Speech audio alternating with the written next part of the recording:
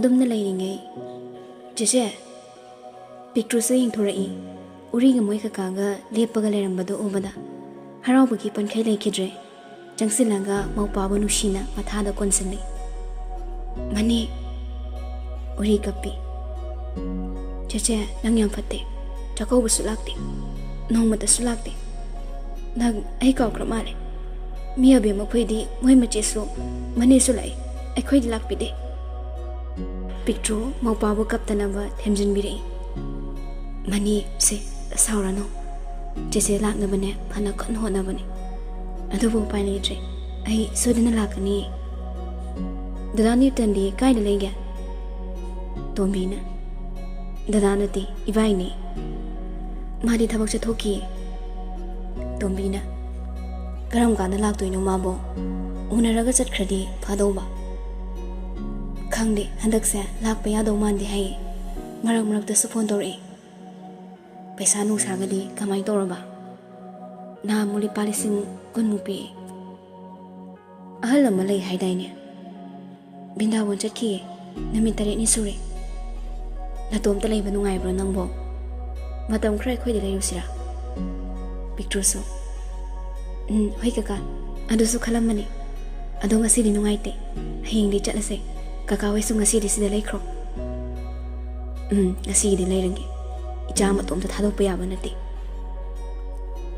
ꯑꯁꯨꯝꯅ ꯃꯣꯏꯁꯨ ꯍꯔꯥꯎꯅ ꯂꯩ ꯅꯨꯃꯤꯗꯥꯡ ꯑꯣꯏꯔꯛꯄꯗ ꯇꯣꯝꯕꯤꯅ ꯄꯤꯛꯇ꯭ꯔꯨ ꯇꯥꯕ꯭ꯔꯣ ꯇꯥꯏ ꯀꯀꯥ ꯑꯁ꯭ꯋꯥꯏꯗ ꯉꯥ ꯊꯣꯛꯄ꯭ꯔꯥ ꯌꯦꯡꯈꯤꯒꯦ ꯅꯣꯏꯅꯤ ꯉꯥꯛꯇꯪ ꯂꯩꯔꯝꯃꯨꯀꯣ ꯎꯔꯤꯅ ꯀꯀꯥ ꯑꯩꯁꯨ ꯂꯥꯛꯀꯦ ꯍꯩ ꯅꯆꯦ ꯃꯇꯣꯝꯇ ꯂꯩꯍꯧꯕ ꯅꯨꯡꯉꯥꯏꯔꯣꯏꯅꯦ ꯅꯪꯕꯣ ꯄꯤꯛꯇ꯭ꯔꯨꯅ ꯀꯀꯥ ꯄꯨꯕꯤꯒꯦꯁꯨ ꯄꯨꯕꯤꯈ꯭ꯔꯣ ꯑꯁ꯭ꯋꯥꯏꯗ ꯁꯨꯝ ꯐꯪꯅꯤꯌꯦ ꯎꯔꯤꯅ ꯆꯦꯆꯦ ꯅꯪꯒꯤ ꯑꯆꯥꯄꯣꯠ ꯀꯩ ꯂꯩꯔꯛꯇꯣꯏꯅꯣ ꯕꯣꯔꯥꯒ ꯁꯤꯡꯖꯨꯒ ꯂꯩꯔꯛꯑꯣ ꯇꯣꯝꯕꯤꯅ ꯍꯩꯃꯥ ꯑꯩꯗꯤ ꯉꯁꯥꯏ ꯕꯥꯀꯨ ꯑꯣꯏꯗ꯭ꯔꯦ ꯎꯔꯤꯅ ꯂꯩꯔꯛꯀꯦ ꯆꯦꯆꯦ ꯂꯩꯔꯝꯃꯨꯀꯣ ꯕꯥꯏ ꯄꯤꯛꯇ꯭ꯔꯨ ꯅꯣꯛꯐꯦꯠ ꯇꯧꯔꯒ ꯌꯦꯡꯂꯒ ꯂꯩꯍꯧꯔꯤ ꯑꯅꯤꯗꯨ ꯊꯣꯛꯈꯤꯕꯒ ꯄꯤꯛꯇ꯭ꯔꯨ ꯏꯃꯨꯡꯒꯤ ꯊꯕꯛ ꯀꯌꯥ ꯍꯦꯟꯕꯗꯤ ꯇꯧꯕ ꯉꯝꯗ꯭ꯔꯦ ꯃꯁꯥꯗꯨ ꯂꯨꯝꯃꯟꯗꯅ ꯇꯧꯕ ꯌꯥꯕ ꯈꯔ ꯇꯧꯁꯤꯜꯂꯤ ꯑꯗꯨꯒ ꯆꯥꯛꯇꯣ ꯊꯥꯡꯒꯠꯄ ꯍꯧꯔꯦ ꯉꯁꯤꯗꯤ ꯀꯔꯤ ꯅꯨꯃꯤꯠꯅꯣ ꯈꯪꯗ꯭ꯔꯦ ꯑꯁꯨꯝꯅ ꯊꯣꯛꯑꯣ ꯍꯥꯏꯅ ꯅꯣꯡꯗꯝꯕꯅ ꯄꯤꯛꯇ꯭ꯔꯨꯒꯤ ꯂꯥꯏꯕꯛꯇ ꯇꯝꯕꯤꯔꯝꯂꯦ ꯁꯅꯤ ꯎꯐꯨꯜꯗ ꯉꯥꯎꯔꯒ ꯃꯁꯥꯗꯣ ꯆꯠꯄ ꯉꯝꯕꯣꯏ ꯉꯝꯗꯕꯣꯏ ꯍꯩꯔꯤ ꯇꯧꯔꯒ ꯂꯥꯛꯏ ꯀꯦꯝꯇ ꯃꯥ ꯂꯥꯛꯏ ꯍꯥꯏꯕꯒꯤ ꯆꯅꯤꯜ ꯐꯥꯎꯕ ꯈꯪꯍꯟꯗ ꯏꯃꯨꯡꯗ ꯆꯪꯂꯛꯂꯒ ꯄꯤꯛꯇ꯭ꯔꯨꯕꯨ ꯀꯣꯏꯊꯤ ꯊꯤꯔꯛꯏ ꯄꯤꯛꯇ꯭ꯔꯨ ꯆꯥꯛꯈꯨꯝꯗ ꯆꯥꯛ ꯊꯣꯡꯗꯨꯅ ꯂꯩꯕ ꯑꯗꯨ ꯎꯕꯗ ꯇꯨꯡꯂꯣꯝꯗꯕꯤ ꯐꯠ ꯀꯣꯟꯁꯤꯜꯂꯤ ꯄꯤꯛꯇ꯭ꯔꯨ ꯃꯃꯤꯠꯇꯨ ꯂꯥꯎꯊꯣꯔꯛꯏ ꯉꯥꯛꯇꯪꯗꯤ ꯍꯔꯥꯎꯖꯩ ꯅ꯭ꯌꯨꯇꯟ ꯑꯣꯏꯔꯕꯣꯏ ꯅꯤꯡꯗꯅ ꯗꯗꯥ ꯊꯪꯅꯕ ꯃꯤꯀꯨꯞꯇ ꯁꯅꯤꯅꯤ ꯍꯥꯏꯕ ꯈꯪꯕꯗꯒꯤ ꯂꯥꯛꯇꯅ ꯏꯟꯊꯣꯔꯛꯏ ꯄꯤꯛꯇ꯭ꯔꯨ ꯁꯥꯎꯅ ꯍꯥꯏꯔꯛꯏ ꯁꯥ ꯆꯪꯁꯤꯜꯂꯛꯀꯅꯣ ꯁꯅꯤꯅ ꯅꯣꯛꯂꯒ ꯑꯩꯕꯨ ꯁꯥ ꯆꯦꯟꯊꯣꯛꯅꯕ ꯐꯅ ꯀꯟꯅ ꯍꯣꯠꯅꯩ ꯄꯤꯛꯇ꯭ꯔꯨ ꯑꯗꯨꯕꯨ ꯎꯄꯥꯏ ꯂꯩꯈꯤꯗ꯭ꯔꯦ ꯁꯅꯤꯅ ꯃꯈꯨꯠꯇ ꯈꯨꯗꯥꯡꯗꯨ ꯄꯥꯏꯔꯒ ꯐꯃꯨꯡ ꯇꯝꯅ ꯆꯤꯡꯁꯤꯜꯂꯤ ꯄꯤꯛꯇ꯭ꯔꯨꯅ ꯀꯟꯅ ꯂꯥꯎꯖꯩ ꯀꯅꯥꯅꯁꯨ ꯇꯥꯕꯤꯗꯦ ꯁꯅꯤꯅ ꯍꯦꯟꯖꯤꯟꯅ ꯆꯤꯡꯈꯤꯕꯅ ꯄꯤꯛꯇ꯭ꯔꯨ ꯐꯥꯕ ꯉꯝꯍꯧꯗ ꯀꯥꯡꯂꯣꯟꯗ ꯃꯕꯨꯛꯇꯨ ꯌꯩꯁꯤꯜꯂꯤ ꯄꯤꯛꯇ꯭ꯔꯨ ꯉꯥꯏꯍꯥꯛꯇꯨꯗ ꯈꯥꯡꯕ ꯉꯝꯗ꯭ꯔꯦ ꯂꯩꯃꯥꯏꯗ ꯍꯥꯏꯊꯔꯛꯏ ꯁꯅꯤꯁꯨ ꯉꯥꯏꯍꯥꯛꯇꯤ ꯄꯥꯈꯠꯄꯣꯏ ꯀꯩꯕꯣꯏ ꯈꯣꯡꯂꯩ ꯊꯨꯅ ꯌꯨꯝ ꯑꯗꯣ ꯊꯥꯗꯣꯛꯇꯨꯅ ꯆꯠꯈꯤꯔꯝꯃꯤ ꯄꯤꯛꯇ꯭ꯔꯨ ꯒ꯭ꯌꯥꯟ ꯃꯥꯡꯂꯒ ꯂꯩꯃꯥꯏꯗ ꯇꯥꯔꯒ ꯂꯩ ꯀꯅꯥꯁꯨ ꯂꯩꯇꯕꯒ ꯃꯇꯝꯗꯨ ꯐꯅ ꯀꯨꯏꯅ ꯀꯥꯟꯅꯔꯤ ꯇꯣꯝꯕꯤꯍꯣꯏꯁꯨ ꯎꯔꯤꯒ ꯍꯔꯥꯎ ꯂꯥꯛꯏ ꯊꯣꯡꯗꯨ ꯐꯥꯛꯇꯣꯛꯂꯒ ꯂꯩꯔꯝꯕꯗꯨ ꯎꯕꯗ ꯇꯣꯝꯕꯤꯅ ꯉꯥꯗꯨ ꯄꯥꯏꯔꯒ ꯆꯥꯛꯈꯨꯝꯗ ꯆꯪꯈ꯭ꯔꯦ ꯎꯔꯤꯗꯤ ꯃꯆꯦ ꯊꯤꯔꯛꯏ ꯑꯗꯨꯕꯨ ꯀꯥ ꯃꯅꯨꯡ ꯍꯦꯛ ꯆꯪꯕꯒ ꯂꯩꯔꯝꯂꯤꯕ ꯐꯤꯕꯝꯗꯨ ꯎꯕꯗ ꯎꯔꯤꯅ ꯇꯤꯈꯠꯇꯅ ꯂꯥꯎꯔꯛꯏ ꯆꯦꯆꯦ ꯇꯣꯝꯕꯤꯁꯨ ꯈꯣꯟꯖꯦꯜ ꯑꯗꯨ ꯇꯥꯕꯗ ꯉꯛꯅ ꯆꯦꯟꯁꯤꯜꯂꯛꯏ ꯑꯣꯏꯔꯝꯂꯤꯕ ꯐꯤꯕꯝꯗꯨꯗ ꯄꯥꯈꯠꯅ ꯇꯣꯝꯕꯤ ꯉꯥꯏꯍꯥꯛꯇꯪꯗꯤ ꯒ꯭ꯌꯥꯟ ꯃꯥꯡꯈ꯭ꯔꯦ ꯏꯕꯦꯝꯃ ꯇꯥꯕ꯭ꯔꯣ ꯄꯤꯛꯇ꯭ꯔꯨ ꯀꯩꯗꯧꯔꯒꯦ ꯅꯪꯕꯣ ꯁꯦ ꯍꯧꯒꯠꯂꯣ ꯅꯁꯥ ꯅꯨꯡꯉꯥꯏꯇꯕ꯭ꯔꯣ ꯃꯈꯣꯏꯗꯤ ꯀꯔꯤ ꯇꯧꯈ꯭ꯔꯦ ꯍꯥꯏꯕꯁꯨ ꯈꯪꯂꯝꯗꯦ ꯆꯨꯝꯅ ꯃꯁꯥ ꯅꯨꯡꯉꯥꯏꯔꯛꯇꯕꯒꯤ ꯇꯧꯔꯤꯕ꯭ꯔꯥꯅ ꯈꯜꯂꯤ ꯇꯣꯝꯕꯤꯅ ꯄꯤꯛꯇ꯭ꯔꯨꯕꯨ ꯍꯣꯁꯄꯤꯇꯥꯜꯗ ꯈꯨꯗꯛꯇ ꯄꯨꯈꯠꯂꯦ ꯌꯧꯕꯒ ꯗꯣꯛꯇꯔ ꯃꯌꯥꯝ ꯇꯧꯔꯒ ꯏꯃꯔꯖꯦꯟꯁꯤ ꯔꯨꯝꯗ ꯄꯨꯁꯤꯟꯈ꯭ꯔꯦ ꯈꯨꯗꯛꯇ ꯑꯣꯄꯔꯦꯁꯟ ꯇꯧꯅꯕ ꯑꯃꯨꯛ ꯍꯣꯠꯅꯩ ꯁꯣꯝꯗ ꯅ꯭ꯌꯨꯇꯟ ꯁꯥꯔ ꯑꯩꯒꯤ ꯊꯋꯥꯏꯗꯗꯤ ꯈꯟꯕꯤꯌꯨ ꯅꯣꯏꯅ ꯑꯩꯕꯨ ꯍꯥꯠꯀꯦꯁꯨ ꯍꯥꯠꯇꯣ ꯑꯩꯒꯤ ꯏꯆꯥꯒ ꯃꯥꯒ ꯃꯁꯛ ꯑꯃꯨꯛꯇꯗꯤ ꯎꯖꯒꯦ ꯁꯅꯤ ꯃꯃꯤꯠ ꯃꯅꯥ ꯉꯛꯁꯪ ꯉꯥꯡꯂꯒ ꯅꯣꯏ ꯊꯕꯛꯇꯣ ꯄꯥꯡꯊꯣꯛꯄ ꯂꯣꯏꯔꯕ꯭ꯔꯣ ꯅꯨꯄꯥꯗꯨꯅ ꯂꯣꯏꯖꯔꯦ ꯁꯥꯔ ꯑꯍꯜꯗꯨꯒꯤ ꯑꯣꯏꯅ ꯁꯤꯟꯗꯣꯛꯑꯕꯅꯤ ꯅ꯭ꯌꯨꯇꯟ ꯃꯁꯥꯗꯨ ꯌꯥꯗ꯭ꯔꯦ ꯃꯥꯒꯤ ꯀꯤꯠꯅꯤꯁꯨ ꯇ꯭ꯔꯥꯟꯁꯐꯔ ꯇꯧꯊꯣꯛꯂꯦ ꯑꯇꯣꯞꯄ ꯑꯍꯜ ꯑꯃꯒꯤ ꯍꯥꯞꯆꯤꯟꯕꯅ ꯃꯥ ꯁꯤꯅꯤꯡꯆꯤꯠꯇ ꯑꯔꯣꯏꯕ ꯁꯣꯔ ꯍꯣꯟꯗꯨꯅ ꯂꯩꯔꯤ ꯐꯖꯅ ꯏꯟꯊꯤꯅꯁꯨ ꯐꯣꯠꯇꯕꯒꯤ ꯐꯤꯕꯝꯁꯨ ꯑꯗꯨꯛꯀꯤ ꯃꯇꯤꯛ ꯀꯥꯏꯔꯦ ꯁꯔ ꯑꯩ ꯃꯥꯕꯨ ꯑꯃꯨꯛꯇꯗꯤ ꯑꯔꯣꯏꯕ ꯑꯣꯏꯅ ꯎꯅꯕ ꯐꯪꯗ꯭ꯔꯁꯨ ꯈꯣꯟꯖꯦꯜꯗꯒꯤ ꯇꯥꯖꯒꯦ ꯁꯅꯤ ꯀꯔꯦꯝꯅꯔꯒ ꯅꯪꯒꯤ ꯂꯣꯏꯅꯕꯤ ꯑꯃꯗꯤ ꯅꯆꯥꯗꯣ ꯂꯣꯏꯅ ꯁꯤꯔꯦ ꯅꯪ ꯅꯨꯡꯉꯥꯏꯔꯦ ꯍꯧꯖꯤꯛꯇꯤ ꯋꯥꯍꯩꯗꯨ ꯇꯥꯕꯗ ꯅ꯭ꯌꯨꯇꯟꯒꯤ ꯊꯃꯣꯏꯗ ꯑꯆꯧꯕ ꯅꯨꯡꯖꯥꯎ ꯑꯃ ꯇꯥꯔꯛꯄꯒꯨꯝ ꯊꯣꯛꯈ꯭ꯔꯦ ꯌꯥꯝ ꯊꯃꯣꯏ ꯀꯥꯏꯅ ꯄꯦꯟꯗꯅ ꯀꯞꯂꯛꯏ ꯗꯗꯥꯒꯤ ꯃꯆꯥ ꯅꯪ ꯑꯩꯕꯨ ꯋꯥꯔꯧꯗꯨꯅ ꯑꯗꯨꯃꯛ ꯆꯠꯂꯕꯣ ꯑꯩꯗꯤ ꯅꯪ ꯌꯥꯎꯗꯅ ꯍꯤꯡꯕ ꯉꯝꯃꯣꯏ ꯅꯪꯕꯨ ꯗꯗꯥꯗ ꯑꯆꯥꯄꯣꯠ ꯂꯩꯔꯛꯑꯣ ꯍꯥꯏꯔꯝꯕ ꯅꯠꯇ꯭ꯔꯣ ꯑꯗꯨꯒ ꯉꯁꯤꯅ ꯑꯩꯅ ꯇꯥꯔꯤꯕ ꯄꯥꯎꯁꯦ ꯀꯩꯅꯣ तसेंबदी न्यूटन पिक्ट्रू सिरे हाइना खनख्रे मरम असिनसु हेना पुनिंग सोंथख्रे सनीना फोनदा हेलो 2 crore नट्रदि ngam hayo moida natrasune atai de am lei hoi sir ai phone ma tawjarage thame न्यूटन कपदा मसाना सोर हनबा याद्रे अमुक तैब लोइरे सनी मागी मिसिंग हाइरे मागी ड्रेस वाले ना चिंगबदो आईडी पुनमक धानी मेयाई चंबा हलदो अदु हापचलो दुगा मै थादो मागी आईडी कार्ड अतै लाइसेंस तो चापतना मोनो मानी हाइना मयाम द प्रूफ तौब ngamnaba सर मादी कमदोबा सनी मियोय बगी वाखल चेन मंगमदना नोकलगा मादे हाइंग फाने हिंगरोय हाइबा ai khangi aduna chingya amada langthom mana ya wana singamdana sikibado aduna ina pamisi waidu tabada lengba fongamdraba Newton hagulaga chena fatna kan hona jai adu upai leitre mapidu sintharaga machinda soli dadagi thawai ai sunagi nakta laage nangai bungai amuko nausariba nangbu aina humduna puraklaga chena se bikri ऐसे याम फतब मीने ऐबु saying जावा मखोइना ऐगी पुंसिबसु बिखम नानबिरे Newton थमोय सोंगना कपचे मीगी वाखल ट्रेनरबा saying जावा मयामना माबु बोरा अमदा हंजिलंगा लमहांग अमदा पुरकले चिंग्यादा लंगथोक्तुना थनमि Newton सोर हनबा ngamoi ngamdaboi तौरगा मचिंदा तत्तना सोली ददागी थवाय ऐ याम वारे ददा बुलोबलाओ ngayaktangi tungna Newton kari suleng kidre sinibra hinglibra haiba sukhang kidre kanana so male haiba khangmanate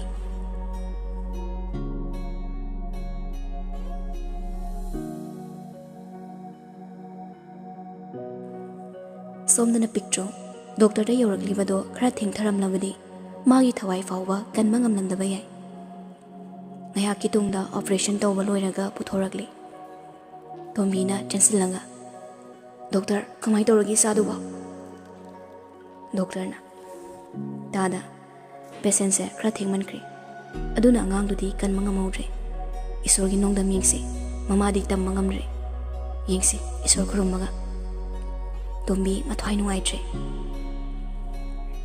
egi chagi marai bakse onthokna su thikreda nahan muki mapokta aina kari pap tawrubagino asuk hakpa chairakse aingonda pibiriba असमना नोंगमनिनी हौजनख्रे न्यूटनगी मवा मपावसो अमता ताद्रे तोंबी सुमाबो पाव फाउनबा कया होने अदुबो करिसु खांगमंगमनमदे पिक्ट्रो सु तपना तपना मसादो फगलकली नोंगमदि पिक्ट्रो ज्ञान लाई ममितो तपना पांथोरकलगा मखुतना मबुकतो मारई अदुबो यांग हांगना लेरमबदुदा ngakna आइगी चादी doctor सिंगना पिक्ट्रो बु तपथनाबा ज्ञान तानबा कन होने इबेमा तथगोसे एखै वाइगेसे फजना हाइगेबा पिक्ट्रो doctor Sangna ngangiba mayamdo amata tadre masada kapliba injection amadi hidak yaliba mayamdo loina thadani oxygen hapliba duso laktana inthorai aigi chadi kadaino aigi chapigo doctor singduna fana kanna themna bohani adubu ngamdre upai dilaita asengmado gyan tana bahai adubu piktro amata kaplaga tadi doctor singna ngamdrabadagi tombibu kokslaga themnaba kan honne ichagi laibaktane asum thu haina tamlamlabani karishu khanganada amusune isume amama leibe yare picture kaplaga kaka aigi chapiyo ai chabo ninge ai noi na ai do am ta thazadi ai gi chai ngone sinawo Tombi sa tawfam khangdre nungai dana Ibema ipabu kari hayo haibano Nate nangbu phazana lehuraga kamai torino ba Tasengbadi hozi phawba kari maramdagi nuhaiba khangdre Picture thokiba thawdok singdo minmangda sangsang uraga lei Adubu haidokti makhya chiklaga thamoido kutum thinzilaga sonjay Nang nongmadi aina lena tharoi Mase aigi lengrabo asakni Picture ansalaglaga Kaka dada kaida lege Ma kaige inakta changaktrino Ma dilakde Kadaidano mana thabak suri haiba mafamdubo Aina hangduna thiramani Kanasu khangi amata hairakte Picture nungaitana Kaka Kaigino mana Aiba sumira ibiriba Soidana mafam amata leiramni Aiba thadolaga chatba soidana oiramni Ai khangi Maibu thadokduna chatba oiramni Yari sado Aduma wakal amata khalano Se ipareri Isagi kari watkani Asuk fataba mi nongmatasu Ai ma asuk na tawni khaludamani Dada Kaigino nangna asuk fatriba Ai yawai Nangna ibu yam nungai na thambini hairamaga Nangna ima babana haibainlaga Asuk waba may chak maraksida Itomda thamnamlaga Chalabra Ipaga puna lairase Chasilo Isagi kari watkani Picture bu them nauranga yumda purakli Adubu picture mana tho isi kanagum amatada kari so haidre Mana kari khali ba haibadudi kanana su khangdre Chaksu inthi nuaina chadre Macha kaina mai saksida natana Newton mabuso thadok chatkre haibasi khanlobada laiman homani Aina na wala thamli ba thazaba Masi pumnamak nangna mangalle Aisagi hena waba chaina Kaya kawo haibano Ay balo na tawbini Ay ba thadolaga chaloy hai amaday Uriso machina kapu uraga nungai zade Chise chak chawar silaw Nang chatho uro Chise chak chaning dige Ngasay su sade hozik su Kakala agam sawni Adom adonggi icha inaw singna Navodaya entrance exam ki damak coaching lo winning navati display asida cheriva details singa si paviyo amadi contact number singa sida wari sanavio course asigi fees na lupali singa home aduga mafam na Laiden High School Nambol Chingmang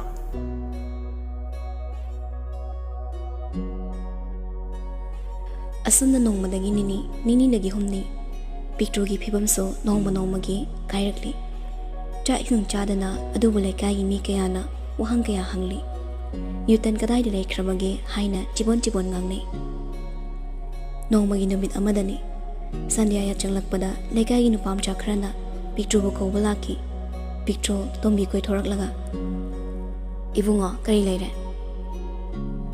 Nupam cha singdu yengne aduga makhoi chanam hai picture so hobe chali kadai de kari maram gi chali mano haibadi khangmanati sumlakpada makhoi Newton khoi gi thongal yoselakni Mi kaya amaso lep tana yengnarami Maubada mayamdo mahi murum soli Angaw phizon setpa mi kaya amaso mafam aduda leiba ui Picture masadu koktagi tuan fawba tu chungkiba khangawdre Sumangda changlubada angaw fina kuptuna leirambadu obada masadu swai lauraga leimai dai thakre Mayam picture obada karino khangdana miwa kaya ngangnarakki chaibasu yawki Thamoi kaina ting thaduna leiba leimadi picture ubada pho hogolai mayamna fana bakan honi adubu ngamdi changsilaklaga wahang pa hongngaida masamdo netlaga seli mamai mamit khangna pangthada thazili leima maya chiklaga minai nubi lamza sara nangda siro nangna igi chabu pharaga putuna chakkiba natro aigi chabi aigi chaingona sinawo picture ke sukhumde Makho makot tintholaga thamoi sopna kanna lause Dada karino uriba matawsibo Aibu mangla tay bangla Nang nay bu yam nungai thambini Hayram Manatra. Masira no Iba. The housing a Kadaida. I would have to the Chalabra. So Quibasan, Kadaida like a lady. Mayam the Sunai but in a train. No Zariba, Angawi picture him at all the Ubada. Adubo, Karidu Pile, Ying Manatana, Laymana, Poba Chaba Kanatori. Mayamna, Kana Kamdoni. Picture sang Silanga, Angawa Fina Kubliba, Newton Bo, Ying Zayatowi. Adubo Laymana locked in Tori. Pop Chilla Banana, I get I was so perry. Chat Crusalo. Bihot be, Nangi Chabus Abangam making Jabini. Nangi Jabini. Nangi Chabu, lay white Torgas Habib.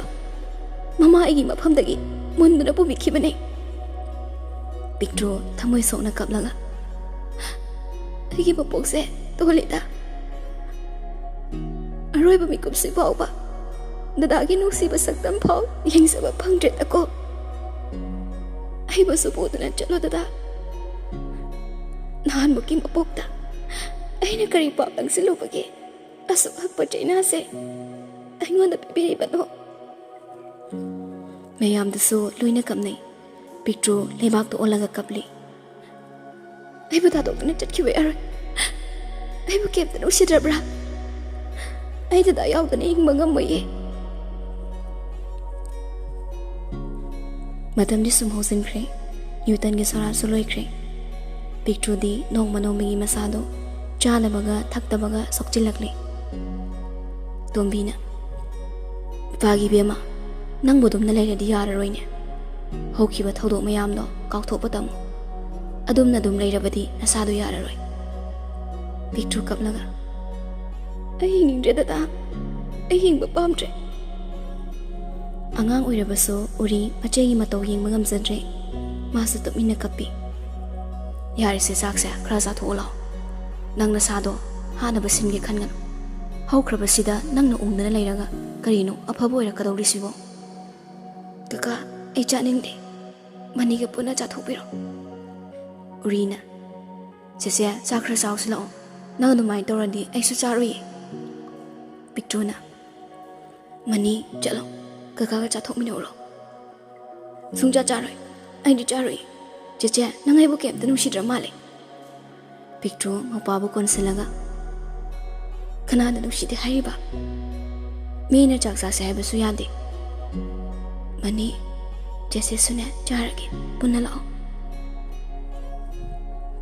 Machin Mopa Madi, Tombi Siona, Makoi Puna, Jason Jaminari. Nahakitunda, Machin Mopan into Dokanda Tori. And indo pot and the lighting, Donglom the gate. Jen Picture Sumakokto, Fina Kopivani. Conjal Tabada, Pizzi Marum the Elect Tolaga, Tapni Yene. Aya, da James, Kachaluvano. James no mino mitoranga. Nang Tivila ini. Ha, Keva Fagito one, Pakat Pietawini. Masidi, Ado Kedorange. James na nakan na layanga, Lona no iba uri de yinglaga, Michi Kachili. Hey, hero. Dada. How there, Nangunungari bo. Nungari. Ako cheche di yam kapi, Jaksusadi, Tumsutum di Madi. Marie Sulay na dana directly ba, wahay da picture. Mapagi manado, layraga pudoy tori. Ado kedoragina. James na picture makoto, ta pirating to. Hay ma, angang na sungang mani. Nga na dog sorry dun na, nang buto-buto raba. Masih angang sa, lamyam hele. James bab oy dun na picture makoto, sumpay gale. Picture na sasatoy. James ikay boy, makok to holaga. Kandoriga, nungari mo nang de. Picture, mga tunomi, hoy hay bagi matagom. Kailera mino. Aluga hawai nga, ngariso. Kay kralege daw ni. Urina. Ay gachapot ka? Picture na. Da James, ado de ko'y chalo kige. James sa dukaan da, prapap chang silanga. Ine, mo ipot sa ising sa, kaya tarage. Picture na. Kayo no da James, yar ni, dun pirage. Ngay ko'y, ay pirage se. Picture, sound niya rin. Da James, patung na sa may tawbigan no. दा James का खोइगसे कैसु थोकनबा नते मरी अमतसु लेंनदे मरमसु चादे जेम्सो माना तौरिबा थबकतो खर हेमलब्रा खलाई इकाइजबसु फाउरी अदुरी चलगे दुकान फंबीसिंगदसु मतेंग पांगसले कईनु बेमा लवो मी बुंगोसिने नुसिदना पीबसिबो नंबो हरसु नते अंगांगने नसक हाइरी पारीद फसे वाहाइदु तामदा पिक्ट्रुगी थमोइना करीनो खंगनबा चैना मखक पीबगुम थोख्रे तुमिना चटके तौई इसा नादो माइ तौनो मी मार्क्सिदा अहिबो इकाइबा पीगे खनगनो दा जेम्स उरीना दादा अखोइ चेदिने युम योबगा अदुम कपदोइनी पिक्ट्रो करिसु हाइरमदा मपागी मखुतो चिंगलगा पूरा चटख्रे दुकान फंबीनना इबुंगा अंगांग से मराइबक से थीरमनी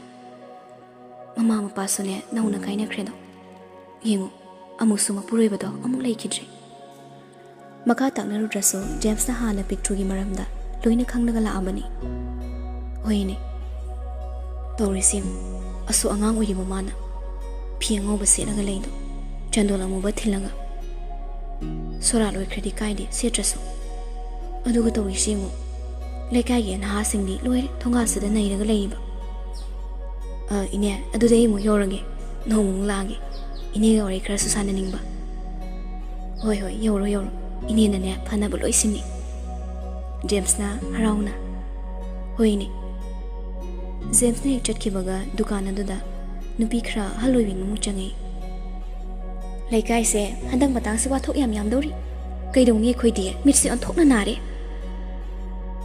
दुकान फंबीदुना अदुनी तौरिसिमु मसी अंगांगसिना मसा इफाये फजगे लुखा ओइहौरेदो अदगिदि नुपारसिंगसिना मुक्तोइबा चार्ज लौदोइगी कोका ngawiबिम अखोइदिने वा फाउंगांगिंद्रि मसी अंगांगसे नुपा खुदिंगी माना होजलिसे नुपी अमनामो ज्ञान ताजदे दे आइदि दुकान फंबीदुना ओ अइना के उरंगनी मिटसे ई तादोरी बेमा हैनदबना लोइरे अमुक्तोइबा मतम सिगी चनबिनी मी अमदा ngangbada amana haiba mi ama boran balamida chingsilaso moina mateng pangni aduga mi dubuso lana sandokpiba